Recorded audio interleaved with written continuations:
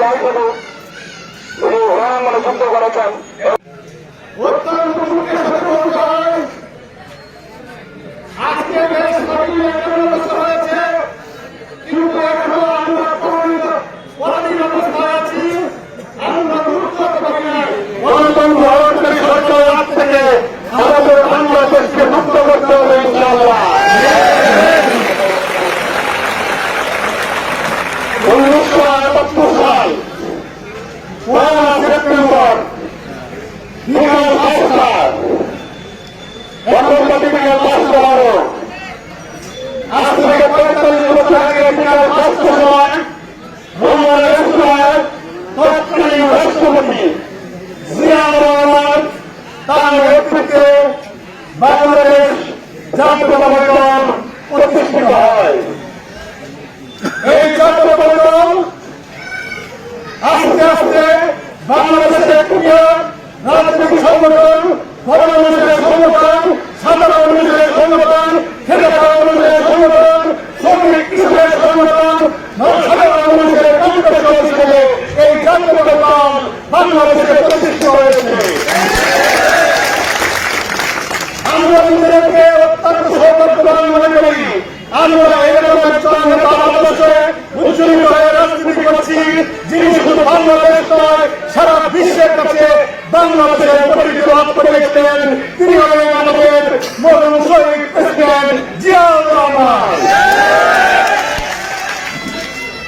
আমরা নিজেকে ভুল বুঝে করে সারা বাংলাদেশের পথে পান করে আমরা নিজেদেরকে বলতে পারি আমরা শহীদ জিয়াউর আদর্শের একজন সৈনিক। সারা দুনিয়ার মানুষ বলতে পারে নাই আমাদের রাষ্ট্রপতি শহীদ রাষ্ট্রপতি জিয়াউর রহমান উনি কোন খারাপ কাজ করেছেন, উনার কোন খারাপ বিশ্বাস রয়েছে।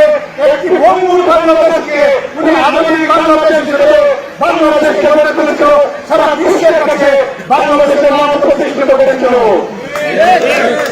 আপনারা যারা মুক্তিরা এখানে উপস্থিত আছেন অনেকে জানেন তার সুদূর প্রসারের চিন্তা।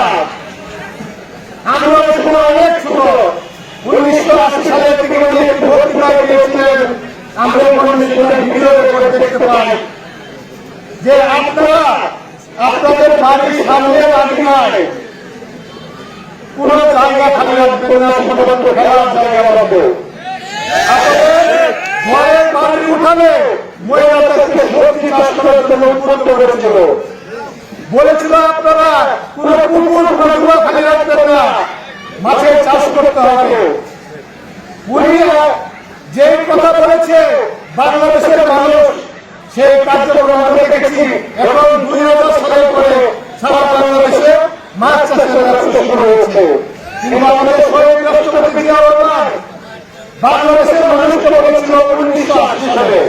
আপনাদের বুঝতে হবে এবং শুধু চিন্তা করলো বাংলার ইতিহাসকে আসবে বলে আমরা মনে করি না। শহীদ রাষ্ট্রপতি অবদান বাংলাদেশের মানুষ ভুলে যায় নাই, ভুলবে না। তার এই রাজনৈতিক উত্তরসূরি হিসেবে বর্তমানে আমাদের দেশনেত্রী বেগম খালেদা জিয়া রাজনীতি পরিচালনা করেছেন। এই সরকারের অবদানে আমাদের চেয়ারপারসন সাবেক কুমারের সফলতম মন্ত্রী দেশনেত্রী বেগম খালেদা জিয়া কালামণি উনি গৃহবন্দী আছেন। এই সরকার জানেন বাংলাদেশের বর্তমানে সবচেয়ে জনপ্রিয় ব্যক্তিদের নাম খালেদা জিয়া। বাংলাদেশে কোন ব্যক্তি আছে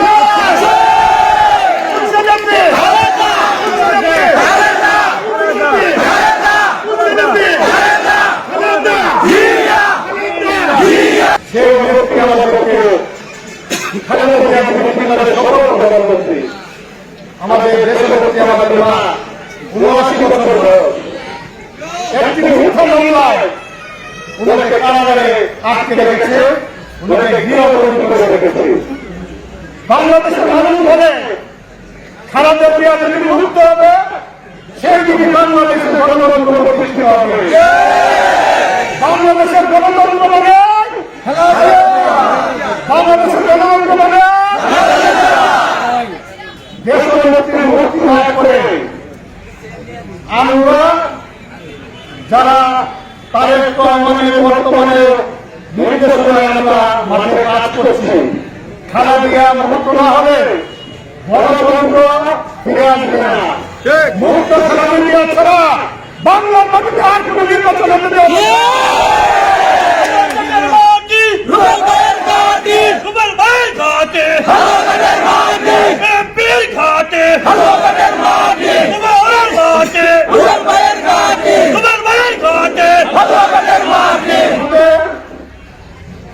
বর্তমানে আমাদের ভারপ্রাপ্ত চেয়ারম্যান দেশ নাম তারেক রহমান, তার বিরুদ্ধে বাংলাদেশ এবং বাংলাদেশের বাইরে মানুষ কত ধরনের ষড়যন্ত্র করেছে।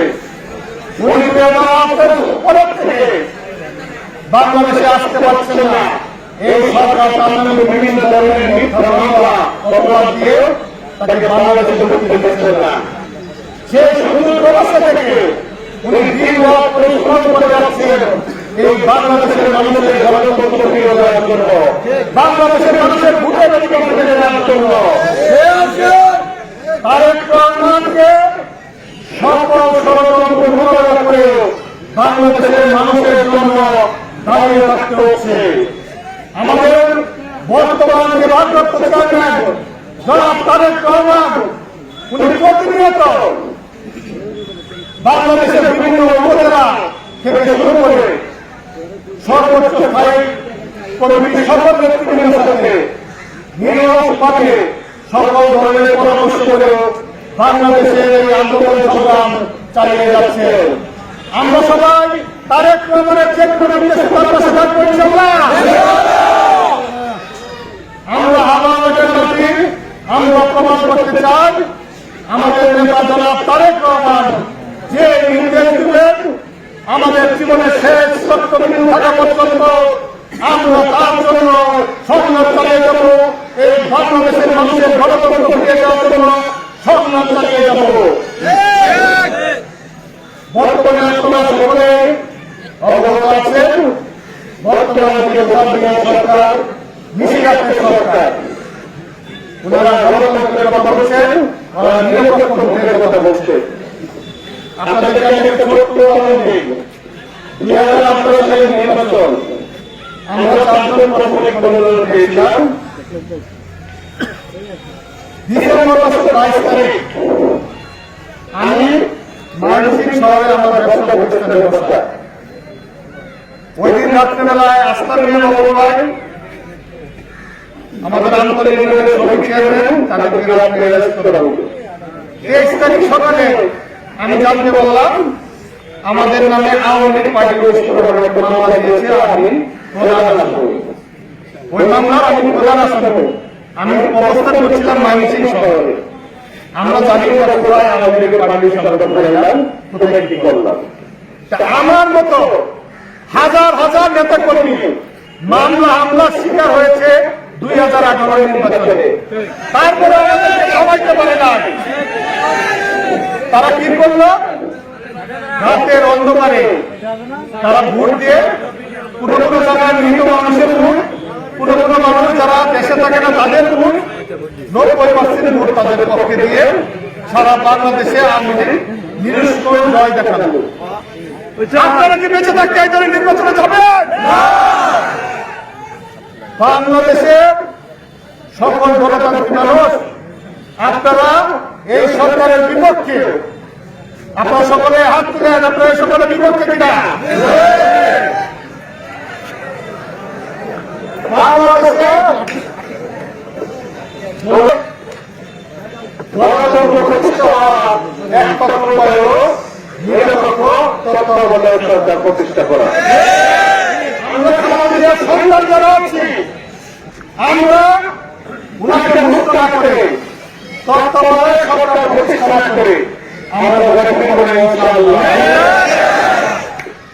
আসল নির্বাচন তারা যদি মানুষের এত উন্নয়ন করে থাকে, তারা যদি দেশের মানুষের এত উন্নয়ন করে থাকে, আমাদের পার্শ্ববর্তী দেশ যেখানে 3 কেজি 40 থেকে 50 টাকা, আর আমাদের দেশে 100 টাকার উপরে,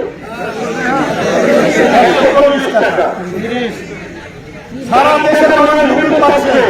আমি গত রাত থেকে আজকে পর্যন্ত ভাড়া দেওয়া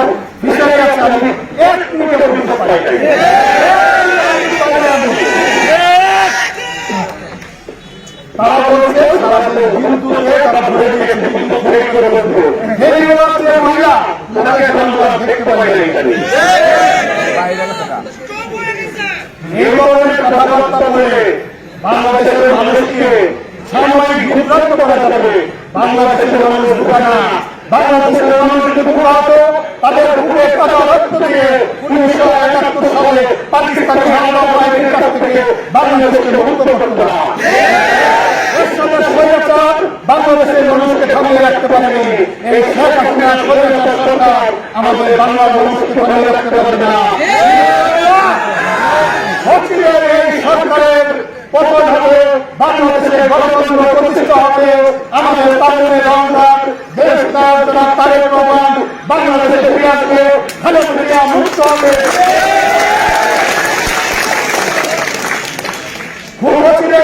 দেখতে পাবেন আমরা সকলে আন্দোলন সংগ্রামের মাধ্যমে এই সরকারের পতন ঘটে বাংলাদেশের বিরোধী তত্ত্বাবধানে সরকার প্রতিষ্ঠা করব। তারপরে সাধারণ মানুষ তাদের ভোট বাক্স দিয়ে যাকে খুশি তাকে দিয়ে, যাকে পছন্দ হয় তাকে দিয়ে যে দল সংখ্যা গরিষ্ঠতা নিবে তারাই সরকার গঠন করবে। আমরা যারা হাতে কাজ করছি আমরা আশাবাদী ইনশাআল্লাহ খালেদা জিয়ার নেতৃত্বে তারেক রহমানের নেতৃত্বে বাংলাদেশ জাতীয়তাবাদী দল আগামী সংসদে তারা সরকার প্রতিষ্ঠা করে বিএনপি সরকার গঠন করবে ইনশাআল্লাহ। ধৈর্য ধরার জন্য অপেক্ষা করছি। আপনারা অনেকে পুলিশের নানা ধরনের হয়রানি শিকার হচ্ছেন, অনেকে বাড়ি করে থাকতে পারেন না। আমরা যুদ্ধে শেষ প্রান্তে চলে আসি। এই যুদ্ধ আমাদের বিজয় যুদ্ধ, এখানে ভয় পেলে চলবে না।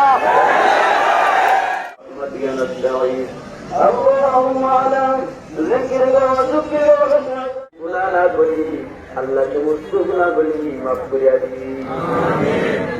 আল্লাহ হাজারো মানুষের আগমন আল্লাহ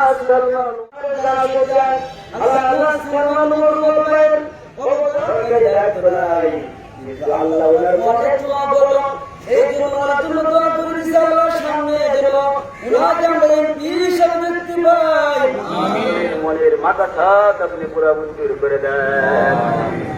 আল্লাহ জনগণ শস্য চাই আমার নিজের ইচ্ছা মতনে বলিয়া আনন্দের সহিত যেন তারা ভোট দিতে পারে। আল্লাহ তাআলা বাংলাদেশকে শান্তির দেশ বানাইল।